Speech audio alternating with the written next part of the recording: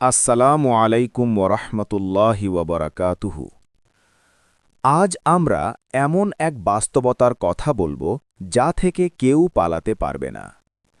আজকের বিষয়, মৃত্যুর ২৪ ঘণ্টার আগে কি কি ঘটে।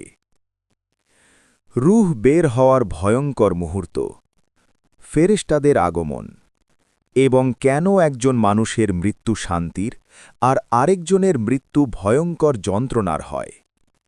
চোখ বন্ধ করে কল্পনা করুন।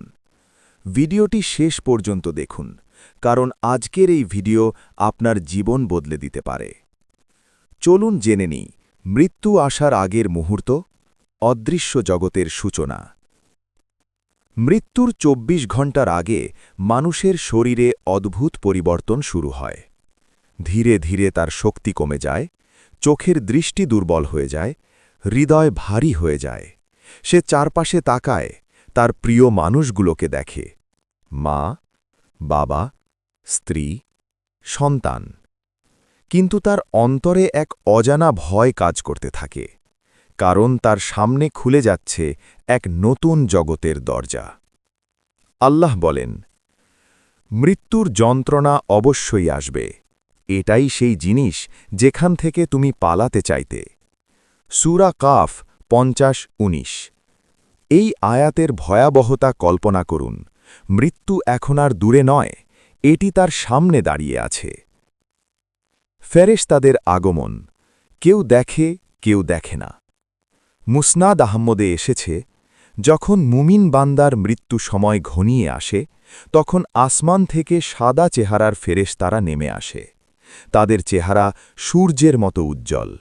তাদের হাতে থাকে জান্নাতের সুগন্ধি, জান্নাতের কাফন। তারা এসে বসে, যত দূর চোখ যায় পুরো ঘর ভরে যায় আলোতে। মুমিন তখন তাদের দেখে, তার ভয় ধীরে ধীরে শান্তিতে পরিণত হয়।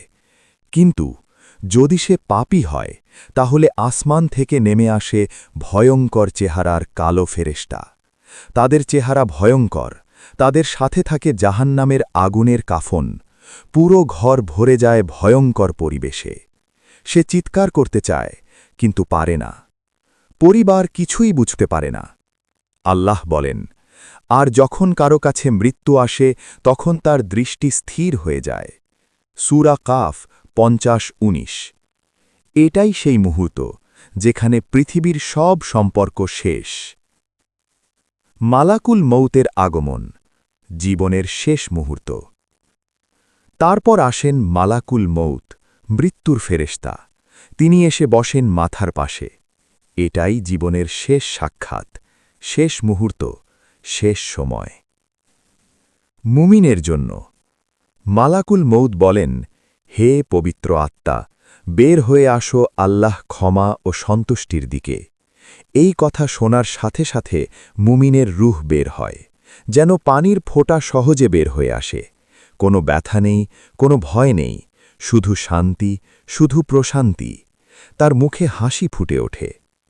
আল্লাহ বলেন, যারা বলে আমাদের রব আল্লাহ, তাদের ওপর ফেরেশতারা অবতীর্ণ হয় এবং বলে, ভয় করো না, চিন্তিত হয়ো না, তোমাদের জন্য রয়েছে জান্নাত।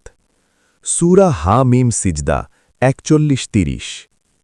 কিন্তু যদি সে পাপী হয়, মালাকুল মৌত বলেন, হে অপবিত্র আত্মা, বের হয়ে আসো আল্লাহ গজবের দিকে। তারপর শুরু হয় ভয়ঙ্কর যন্ত্রণা। রূহ বের হয় না, ভয়ে লুকাতে চায় শরীরের ভিতর, কিন্তু ফেরেশতারা টেনে বের করে। হাদিসে এসেছে, রূহ বের করা হয় এমনভাবে যেমন কাঁটাযুক্ত লোহার শিক ভেজা পশমের ভিতর থেকে টেনে বের করা হয়। আল্লাহ বলেন, আর যদি তুমি দেখতে যখন ফেরেশতারা কাফিরদের প্রাণ বের করে, তারা তাদের মুখ ও পিঠে আঘাত করতে থাকে। সূরা আনফাল ৮-৫০। এটাই সেই কঠিন মুহূর্ত যেখানে কেউ সাহায্য করতে পারবে না। ভাবুন, কত ভয়ঙ্কর যন্ত্রণা। তার মা তখন কাঁদছে, স্ত্রী কাঁদছে, সন্তান ডাকছে, বাবা, কথা বলো। কিন্তু সে উত্তর দিতে পারছে না। সে দেখতে পাচ্ছে ফেরেশতাদের, কিন্তু কাউকে বলতে পারছে না।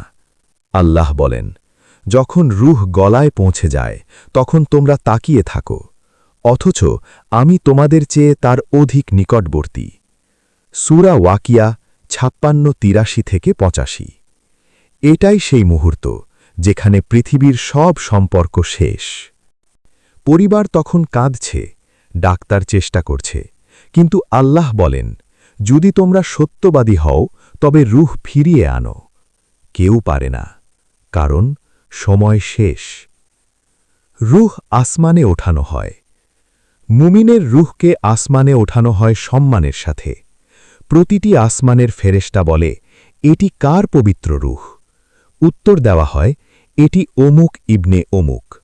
তার জন্য খুলে দেওয়া হয় আসমানের দরজা, কিন্তু পাপীর রুহের জন্য আসমানের দরজা বন্ধ হয়ে যায়। আল্লাহ বলেন, তাদের জন্য আসমানের দরজা খোলা হবে না। কবরের শুরু, নতুন যাত্রা। মৃত্যু শেষ নয়, এটি বরং নতুন জীবনের শুরু। মুমিনের কবর হবে জান্নাতের বাগান, পাপীর কবর হবে জাহান্নামের গর্ত। আল্লাহ বলেন, আল্লাহ ঈমানদারদেরকে দৃঢ় বাক্যে স্থির রাখবেন দুনিয়া ও আখিরাতে। মুনকার ও নাকির প্রশ্ন করবেন, তোমার রব কে? তোমার দ্বীন কি? তোমার নবী কে? সেই উত্তরের ওপর নির্ভর করবে আপনার পরবর্তী অবস্থা। ভাবুন, আজ আমরা বেঁচে আছি, কিন্তু হয়তো আজ রাতই আমাদের শেষ রাত। হয়তো আজই মালাকুল মউত আসবেন। আপনি কি প্রস্তুত? আপনার নামাজ কি ঠিক আছে? আপনার গুনাহ কি মাফ হয়েছে? কারণ মৃত্যু কোনো সময় বলে আসে না। হালাল উপার্জন, মা বাবার হক আদায়। মৃত্যু নিশ্চিত, সময় অনিশ্চিত, কারণ মৃত্যু কোনো সময় বলে আসে না। যদি এই ভিডিও আপনার অন্তর কাঁপিয়ে দেয়, তাহলে এখনই লাইক করুন, কমেন্টে লিখুন, আল্লাহ আমাদেরকে ঈমানের সাথে মৃত্যু দান করুন। সাবস্ক্রাইব করুন এমন আরও হৃদয় কাঁপানো ইসলামিক ভিডিওর জন্য। শেয়ার করুন, হয়তো আপনার একটা শেয়ার কারো হিদায়াতের কারণ হবে।